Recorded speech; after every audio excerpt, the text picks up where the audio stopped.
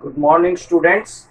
Again, we are back to our course Power Generation and Economics EE704C, and this is our lecture 3. So, in lecture 1 and 2, we had vividly described about unit commitment. And unit commitment, the basic conception is that it is more economic than economic load dispatch. That far we have studied.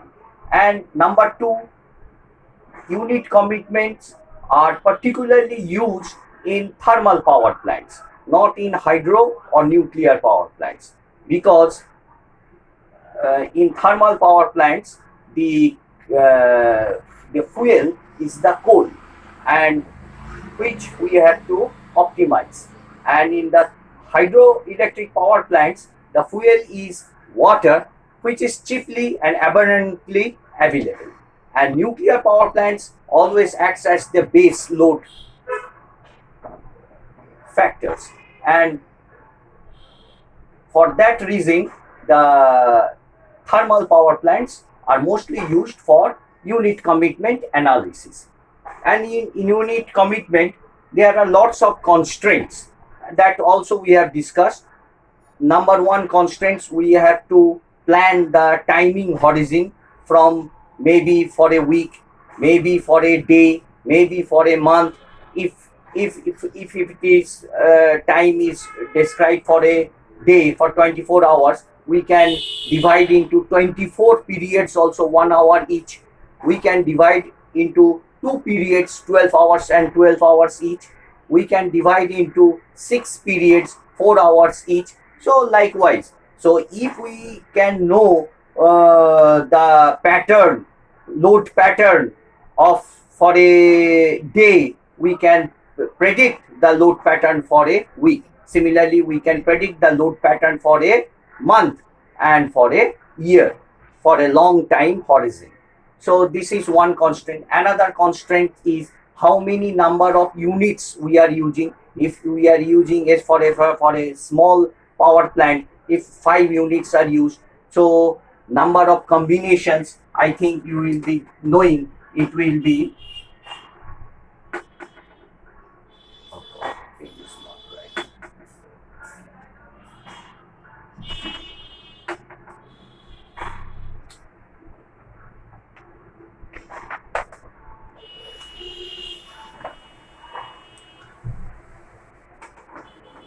number of combinations will be 2 to the power n minus 1. So suppose if it is 5 number of units are there, so we will be getting 2 to the power 5 minus 1.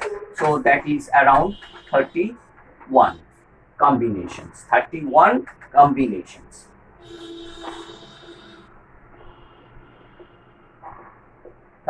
combinations. So out of the 31 combinations, we have to choose which combination is the best combination, that is for the economic pricing.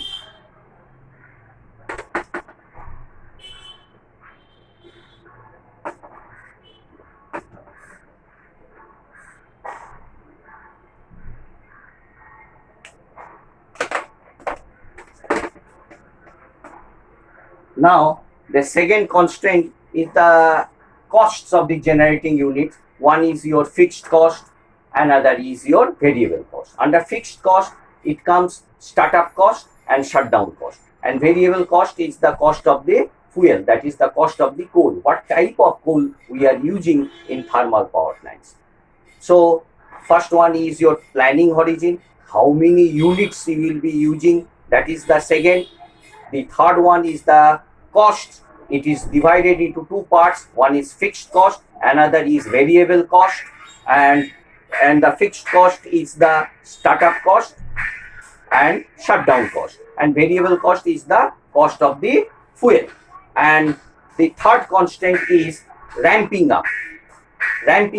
Now, if a generator has to start, so start up ramping, the constraint is startup ramping. So how fast it will ramp up?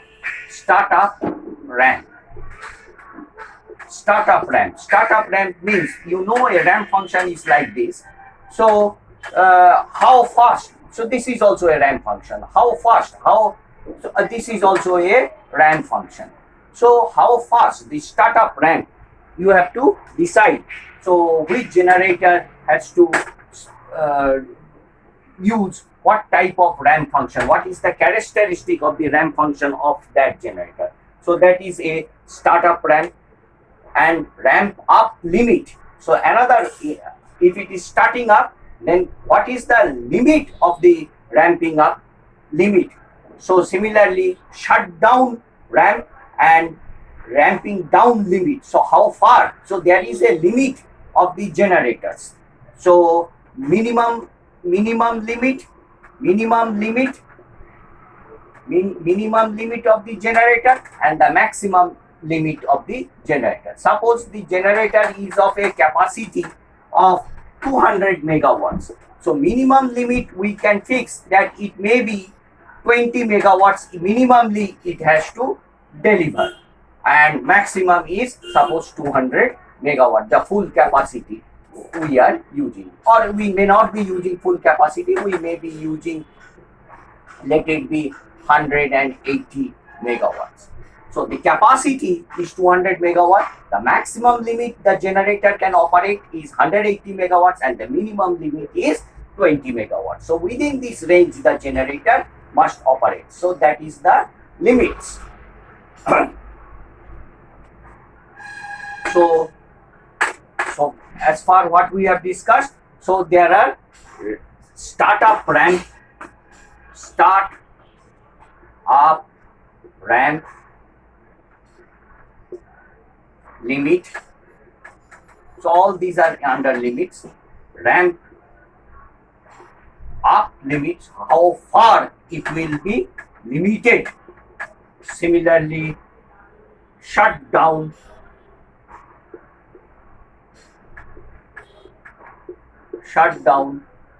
ramp limit, ramp down limit. So how far it will be ramping down. So these are the limits, these are the constraints we have to apply in a thermal power plant for the study of the unit commitment. So planning origin, how many number of units, the costs, that is the fixed and variable cost, and these are the ramping up and down limits. And another one is security constraints. Security constraints is that two type of security constraints we can it may be a voltage constraint, it may be a frequency constraint, it may be a transmission line constraints, how much the loading of the transmission line should be there. So within that thing it should be operated. That is security constraint unit commitment studies, and these are the things for the security constraints. And there is another constraint that we will be discussing today, spinning reserve constraints. Spinning reserve.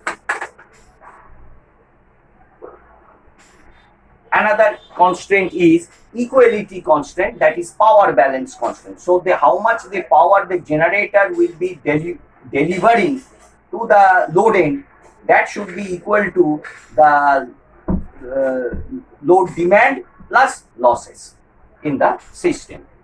So today we will be discussing about the constraint, the most important constraint, that is the spinning reserve. Spinning reserve. Spinning reserve. Now what is a spinning reserve? Spinning reserve, write down, it is the term used to describe the total amount of generation available from all synchronized units on the system minus the present load and losses being supplied. So what is spinning reserve? Actually the definition you have written. Now the spinning reserve, suppose there are two generators, generator 1 and generator 2. Generator 1 and generator 2.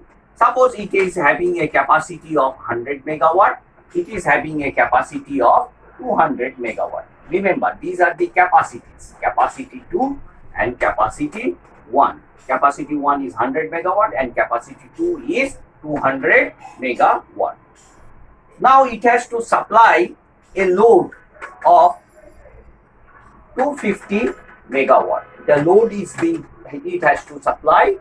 So both the generators have to decide how much they have to provide to the customers, how much generator it has to operate or it has to operate, so that the load can be satisfied. So that is the unit commitment solution methods.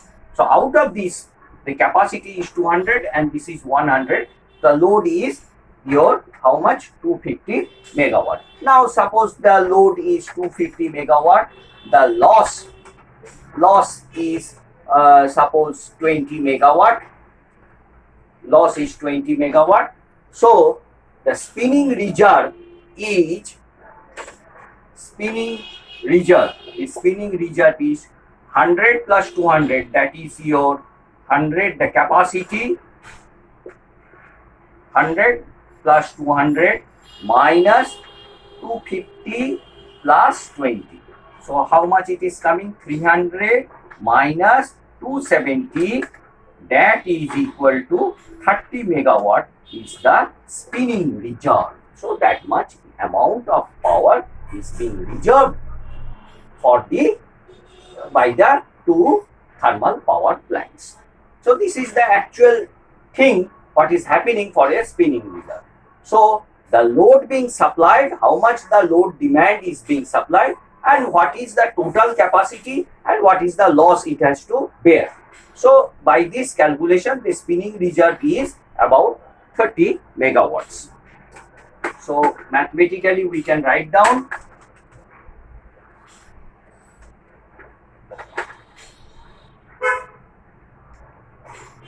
PGSR, generator spinning reserve, is summation of I equals to 1 to n EGI, all the capacity minus P D plus P loss. This is the demand and loss. So this is the basic formula for the generator's spinning reserve. Now you write down the spinning reserve must be maintained so that the failure of one or more units does not cause too far a drop in system frequency. So the spinning reserve must be maintained. The spinning reserve. So why? Suppose the demand is 300 megawatts. It has a capacity of 300 megawatts. Now whole of the generation is being delivered to the load. So there will be no spinning reserve. So is it customary that we should not keep spinning reserve? No, their spinning reserve must be there. Why? Because a failure of any equipment, the probability of the failure of any equipment is there. So a failure of any equipment, so for that reason, if the sudden demand, that certain demand is not being fulfilled, if there is a failure, the two generators are operating. If there is a failure of the number 2 generator and the number 1 generator can't satisfy the demand, it is obvious. If suddenly there is a failure of the second equipment, second generator, that number 1 generator can't satisfy the demand. So if there is a spinning reserve, so suddenly the spinning reserve will be operated and the demand will be satisfied. Now, what will happen to the system if the spinning reserve is not being supplied? If that means first condition, we will be saying that the demand will not be fulfilled. So if the demand is not being fulfilled, that means the generation is less than the P demand. The demand is something about 300 megawatts. It is supplying only 200 megawatts. So 200 megawatt is less than the demand 300 megawatts, obviously. Now what will be happen? So there will be, the second thing is that The first thing, the load is not being satisfied. So we have to balance the load. The generation should be equal to demand. And the second thing is that there will be a drop in frequency.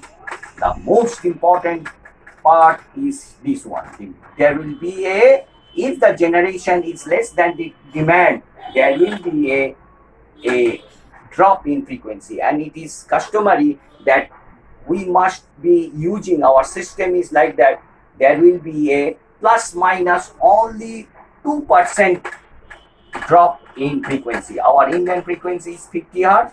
The 2% will be, you calculate what will be the minus of 2% of 50 and what will be the plus of 2% of 50. So within this range, our frequency must be operating. So if there is a sudden junk of failure of the equipments, there will be a drop in frequency. This is the very harmful thing in our system. So write down, the spinning reserve must be a given percentage of forecasted peak load. So we must forecast previously, so how much the load in the fourth hour, in the fourth period, how much the load is coming to us. So that must be forecasted, or it must be capable of taking the loss of most heavily load unit in a given period of time. The spinning reserve so must be able to take the loss of heavily loaded unit in a given period of time. Next point, write down, it can be calculated as a function of the probability of not having sufficient generation to meet the load. So what is the probability that I will not be meeting the load? So always the generation should be equal to the load, demand or load. So how much probability is there that the generation can't meet the load? So spinning reserve is also estimated as a function of the probability of not having the specific generation to meet the load. Number fourth point, you write down, the spinning reserves must be allocated along the first responding units and the slow responding units, such that this allows automatic generation control system to restore frequency. So the spinning reserve must be always allocated with the fast responding units and the slow responding units, so that this allows automatic generation control system to restore frequency. So unit commitment are considered in various classes of scheduled reserves. So there are scheduled reserves or offline reserves. So there are some offline reserves. So we are keeping, so that must be connected, those offline reserves must be connected to the grid if there is a failure in the system in any unit. So what are the offline reserves? Number one, you can write down quick start diesel units. Number two, gas turbine units. Number three, hydro units. And number four, pump storage hydro units. So these units can be brought online and synchronized and brought up to maximum capacity quickly. So number fifth point, you write down, reserve should be spread well around the entire power system. So the whole network must be given with the spinning reserves throughout the network. It must be distributed evenly. Reserves must be spread well around the entire power system to avoid transmission system limitations, often called bottling, B-O-T-T-L-I-N-G, often called bottling, B-O-T-T-L-I-N-G. So what is bottling? Suppose we are keeping the reserves at one place and the other places are not connected with the reserves. So that is known as bottling. So the reserves must be evenly spread throughout the whole network. If it is kept at the one place, suppose it has been kept only with the first responding units, then it is known as bottling of the system. Now if the reserves are kept only with the slow responding units, then it is also called bottling of the system. Now the reserves must be spread throughout the system with the fast responding as well as with the slow responding units, so that we don't know there is a probability chance of failure of any of the system. So quickly we can respond to the system and the frequency can be restored. Now there are 4 topics. Let us discuss little bit about these things.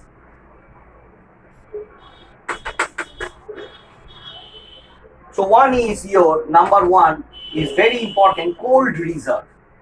What is cold reserve? Number 2 is hot reserve. Number 3 is spinning reserve, what we are discussing just now.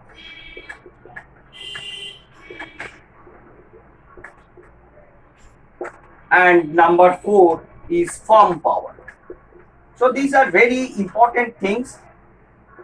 Those students who will be majoring in the power system, they need all these terms very badly, and they must know vividly all this, the meaning of these terms.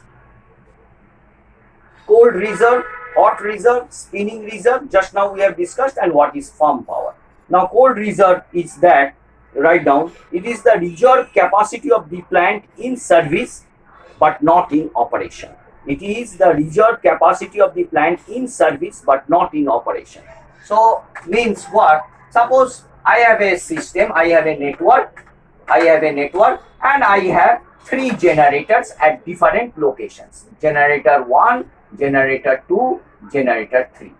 Now I have not connected to the load center. I have the capacity. So that is, suppose the capacity, suppose this is 200, this is 200, this is 200. I have the 3 generators of capacity 200 megawatts each. Capacity. Remember, the word is capacity, and I am not connected to the load center. So reserve capacity meaning is reserve capacity of the plant in service. I am in service but not in operation.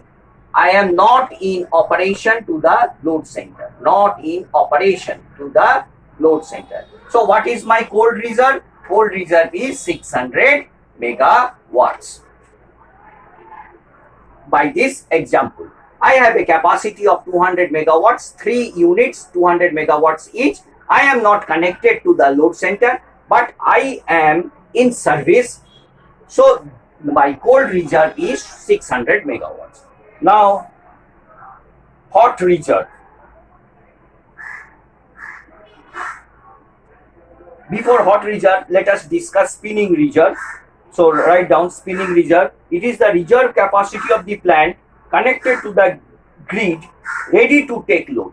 So how much load I can load is something about 400 megawatts. Load is 400 megawatts. So how much I have to deliver?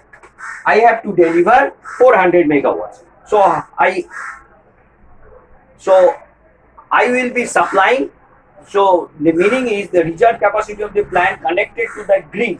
So how much reserve capacity of the plant connected to the grid to take load? So how much the reserve capacity I am having to deliver to the load. That means what we are delivering. So I am delivering 400 megawatts. What we are delivering. So the spinning reserve is this much. Now the hot reserve will be the difference of this. So that will be 200 megawatts. That comes with 600 minus 400. So what we are delivering, spinning reserve is what we are delivering. And this one is hot reserve is the difference of the capacity and spinning reserve. Now firm power, out of this, still I am having 100 megawatt extra. Suppose, this is one example. Suppose still I have a diesel power plant and I am having 100 megawatts extra. So that is the firm power. This is the capacity, that what we are delivering to the load, that is your spinning reserve. And what hot reserve is what we can extra deliver, what we can deliver, what we can. Hot reserve is what we can deliver, what we can deliver. We can deliver more 200 megawatts. What we are spinning reserve is what we are delivering, what we are delivering, spinning reserve. So capacity is cold reserve, spinning reserve is what we are delivering, hot reserve is what we can deliver, and the farm power is that extra thing what we have extra in our system. Suppose we are having a diesel power plant, so and it can deliver 100 megawatts. So that is the farm power. Okay, students, we will be meeting you in the next class. Thank you for your cooperation and for your listening. Please study all these terms very nicely. We will be quickly meeting in your lecture number 4. Thank you.